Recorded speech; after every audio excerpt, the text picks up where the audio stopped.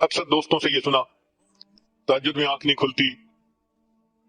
صبح کی تکبیر اولیٰ رہ جاتی ہے۔ مقصد کیا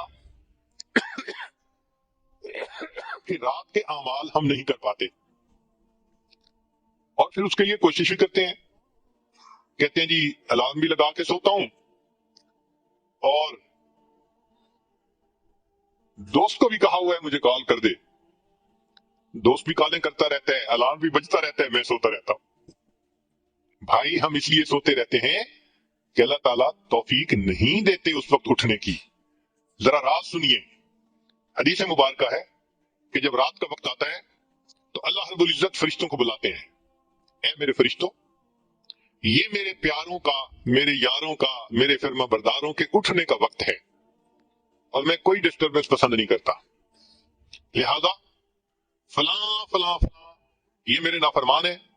میں ان کی شکل اس موقع پہ دیکھنا پسند نہیں کرتا، جاؤ اور ان کو تھپکی دے کے سلا دو۔ حدیث پاک میں ہے فرشتے آتے ہیں، تھپکی دے کے سلا دیتے ہیں، سویا رہتا ہے، سویا رہتا ہے۔ کیسے الارم سے آنکھ کھلے، کیسے کسی کے فون کی گھنٹی بج کے آپ کو جگائے جب فرشتہ سلا رہا ہے۔ رات کے شروع میں نیند آئے یا نہ آئے، اس موقع پہ گہری نیند آتی ہے تو فرشتے لوری دے کے سلا رہے ہوتے ہیں، تھپکی دے کے سلا رہے ہوتے ہیں۔ اللہ تعالیٰ اس موقع پہ شکل دیکھنا بھی پسند نہیں فرماتے، پھر فرماتے ہیں کہ اچھا فلاں فلاں فلاں یہ میرے نیک بندے ہیں، ان کو جگا دو تاکہ یہ اٹھ کر عبادت کریں، دامن پھیلائیں، اور میں پروردگار ان کے دامن کو بھر دوں۔ تو یہ لوگ سوئے ہوئے ہوتے ہیں، خود بخود آنکھ کھل جاتی ہے، کسی الارم کی ضرورت نہیں ہوتی، تھکے ہوئے ہوتے ہیں، تہجد کے وقت بستر اچھال دیتا ہے، اٹھ کے کھڑے ہو جاتے ہیں، تھکاوٹیں بھی رکاوٹ نہیں بنتی، وہ جلدی سے وضو کرتے ہیں، اپنے رب کے سامنے ہاتھ باندھ کے کھڑے ہو جاتے ہیں، وہ اللہ سے مانگتے ہیں، اللہ ان کو دے کر خوش فرما دیتے ہیں۔ فرمایا تیسرے کچھ اور بھی لوگ ہیں، یہ مقربین ہوتے ہیں، اللہ تعالیٰ فرشتوں کو فرماتے ہیں کہ تم جاؤ اور یہ سوئے ہوئے ہیں ان کی صرف کروٹ بدل دو، یہ چاہیں گے تو اٹھ کے نماز پڑھیں گے تہجد کی، اور چاہیں گے تو لیٹے رہیں گے، میں پروردگار ان کی عبادت سے بھی راضی ہوں، ان کے لیٹنے سونے سے بھی راضی ہوں۔ یہ وہ لوگ ہوتے ہیں جن کا سونا بھی عبادت بن جاتا ہے،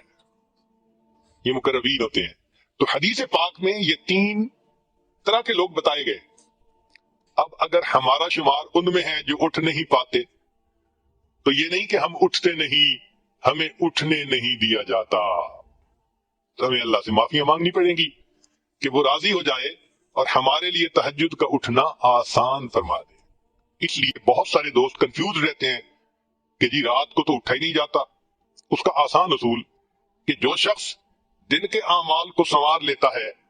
اللہ تعالیٰ اس کے رات کے اعمال کو سنوار دیتے ہیں۔ اگر دن میں بد نظری ہوگی تو کیسے رات کی توفیق ہوگی؟ دن میں اگر کھانا پینا مشتبہ ہوگا تو رات کی توفیق کیسے ہوگی؟ دن میں تو انتظار رہتا ہے فلاں کا فون آئے، فلاں کا میسج آئے، دل تو اٹکا ہوا ادھر ہے،